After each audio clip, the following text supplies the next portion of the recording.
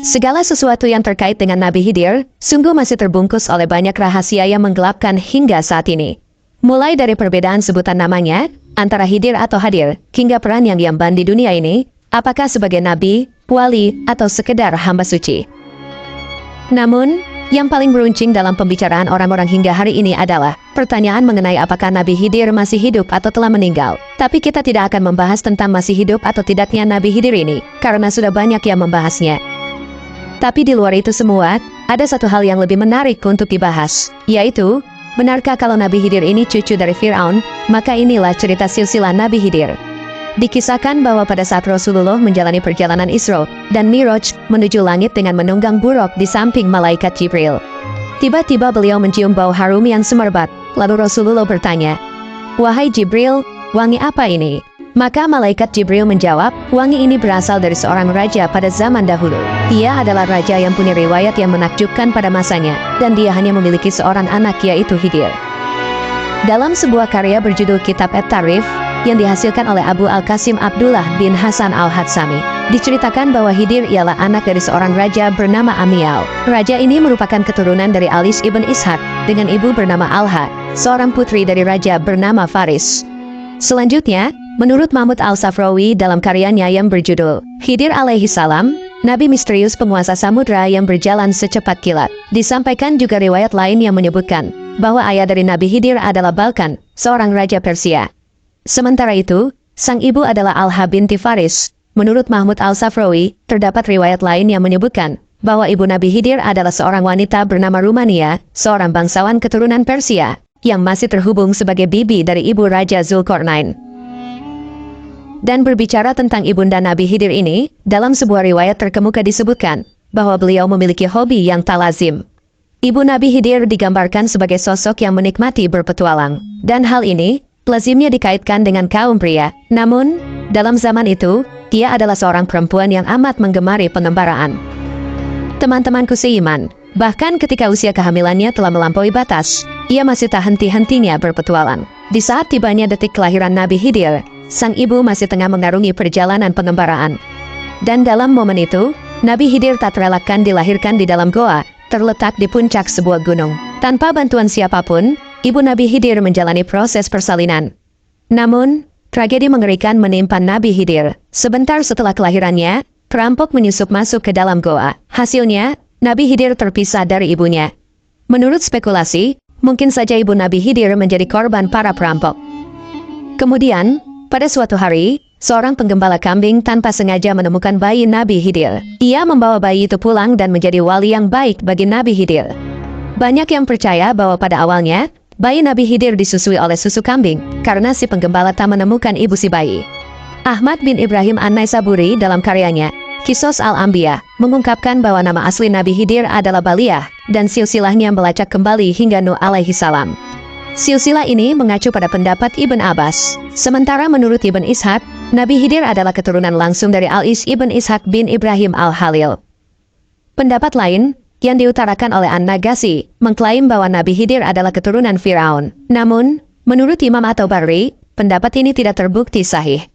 Lalu beberapa ulama lain menunjukkan sudut pandang berbeda, menyatakan bahwa Khidir adalah Alyasa, kawan Nabi Ilyas. Alyasa, juga dikenal sebagai Ilyasa atau Nabi Ilyasa, hidup bersamaan dengan Nabi Ilyas.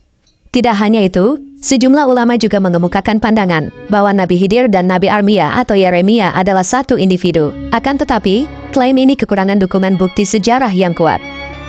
Kisah lain menyebutkan Nabi Khidir adalah anak dari seorang raja agung. Raja atau ayahnya mengamanahkan pendidikan Khidir pada seorang guru. Namun, Khidir menolak guru yang dipilih oleh ayahnya. Berdekatan dengan istana, hiduplah seorang ahli ibadah. Setiap kali Khidir menuju rumah sang guru, ia selalu melewati kediaman sang ahli ibadah. Sikap dan perilaku ahli ibadah itu menggetarkan hatinya. Akhirnya, Khidir memutuskan untuk memilih ahli ibadah tersebut sebagai gurunya. Dengan tekun, ia menghadiri majelis keagamaan sang ahli ibadah. Singkat cerita, suatu hari Khidir tidak tiba di rumah guru. Sang guru mengira Khidir berada di istana, sementara sang ayah mengira Khidir berada di rumah sang guru. Keadaan ini berlanjut hingga Khidir dewasa, saat ia telah menguasai ilmu dan cara beribadah yang diajarkan oleh sang ahli ibadah. Sementara itu, menurut kisah Ibn Ishaq, Ayah Nabi Khidir yang bernama Amial pernah mencari seorang penulis ahli untuk menyalin kembali suhuf yang diwariskan oleh Nabi Ibrahim dan Nabi Sis. Suatu hari, sekelompok penulis datang untuk menawarkan jasanya. Di antara mereka, terdapat Nabi Khidir, putra sang raja. Namun, sang raja tak menyadari bahwa salah seorang penulis adalah putranya sendiri. Setelah tulisan-tulisan mereka selesai dan diperlihatkan kepada sang raja, hati raja tersentuh oleh salah satu tulisan yang tak terduga berasal dari putranya sendiri. Saat sang raja menyadari ini, ia bangkit dan dengan penuh kebanggaan merangkul putranya.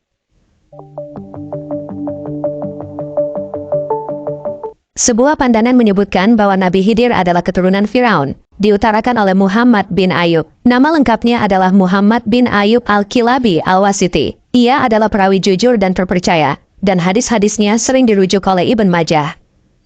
Muhammad bin Ayub menyatakan bahwa Nabi Khidir adalah cucu Firaun dari garis keturunan anak perempuannya. Namun, keterangan ini ia peroleh dari Ibn Luhayyah, seorang perawi yang dikenal terpercaya, tetapi memperlihatkan kebingungannya setelah kitab-kitabnya terbakar. Oleh karena itu, pandangan bahwa Nabi Khidir adalah cucu Firaun masih dipandang lemah, karena bersumber dari Abdullah bin Luhayyah.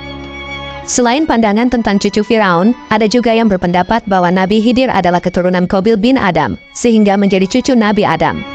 Pendapat ini diajukan oleh Abu Hatim al-Sijistani dalam karyanya yang berjudul Al-Mu'amarin. Abu Hatim mendapat pandangan ini dari gurunya, tetapi ia menyebut bahwa mata rantai perawinya putus 2 orang atau lebih secara berurutan.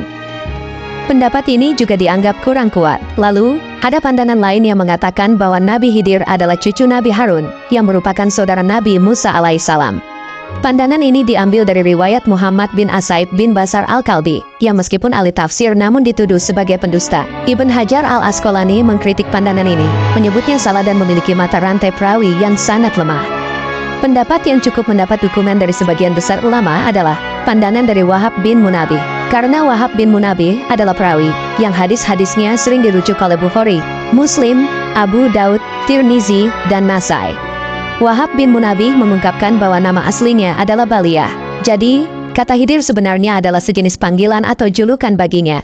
Istilah Khidir dalam bahasa harfiah mengandung arti seseorang yang berwarna hijau. Makna hijau di sini melambangkan kesegaran ilmu pengetahuan. Oleh karena itu, makna dari nama Khidir dapat ditarik sebagai sosok yang melambangkan kebijaksanaan yang mendalam. Nasabnya dapat ditelusuri hingga Baliyah bin Malkan bin Qoli bin Salik, bin Abir bin Arpaksat bin Sam bin Nuh alaihissalam. Tetapi, pertanyaan yang tetap muncul adalah, yang mana di antara berbagai pendapat para ulama yang akurat? Tentu saja, hanya Allah yang mengetahui dengan pasti. Banyak pendapat saling bercabang tentang akar keberadaan Nabi Khidir alaihissalam.